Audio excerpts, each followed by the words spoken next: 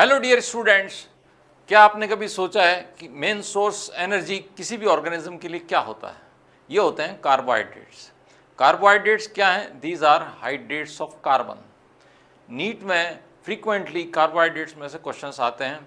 Hydrates of carbon का मतलब है इसमें कार्बन, हाइड्रोजन और ऑक्सीजन, ये तीन कंपोनेंट है बेसिकली, और इनके जो फंक्शंस हैं वो डाइवर्सिफाइड हो सकते हैं, लेकिन एक फंक्शन सबसे इंपॉर्टेंट है और वो है they works as a primary source of energy, जिसे हम रात दिन पढ़ते हैं glucose.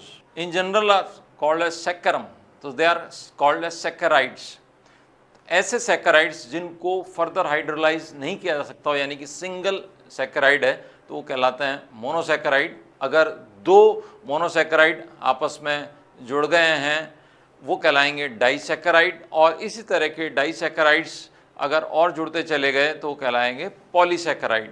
The bond by which the monosaccharide units they are linked together and forms disaccharides और ओलिगोसैकराइड्स और पॉलीसैकराइड्स आर ग्लाइकोसाइडिक बॉन्ड। ये चीज़ याद रखनी है कि कार्बोहाइड्रेट्स के बीच में मिलने वाला जो बॉन्ड है जिसमें दो शुगर्स आपस में जुड़ी रहती हैं वो है ग्लाइकोसाइडिक बॉन्ड। ग्लूकोज, फ्रक्टोज और राइबो ये मोनोसैकराइड्स के एग्जाम्पल हैं, इनको फर्दर हाइड्रोलाइज नहीं किया जा सकता।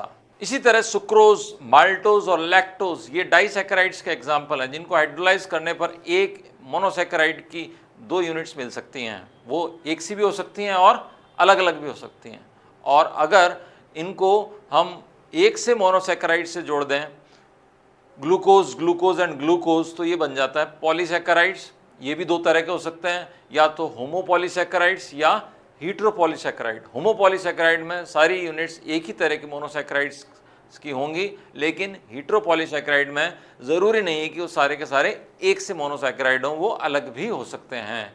लेकिन ये एक इम्पॉर्टेंट बायोमॉलिक्यूल्स हैं जो बॉडी के अंदर बिल्डिंग ब्लॉक्स की तरह काम करते हैं, एनर्जी के सोर्स की तरह से काम करते हैं। जैसे हम पढ़ते हैं ग्लाइकोजन, ये रिजर्व सोर्स ऑफ एनर्जी है, this is a polysaccharide. Cellulose ये प्लांट्स के अंदर होता है, ये भी एक होमोपॉलीसैकराइड का एग्जाम्पल है। एन एसिटाइल ग्लूकोसामीन ये काइटिन का जो एक कंपोनेंट है। सबसे इंपॉर्टेंट पॉइंट जो याद रख सकते हैं, glucose is a primary source of energy, starch reservoir of energy in plants, glycogen reservoir of energy in animals, cellulose it is an important component of cell wall among plants। इसी तरह के और concepts को देखने समझने के लिए मेरे चैनल को सब्सक्राइब कीजिएगा। Thank you very much.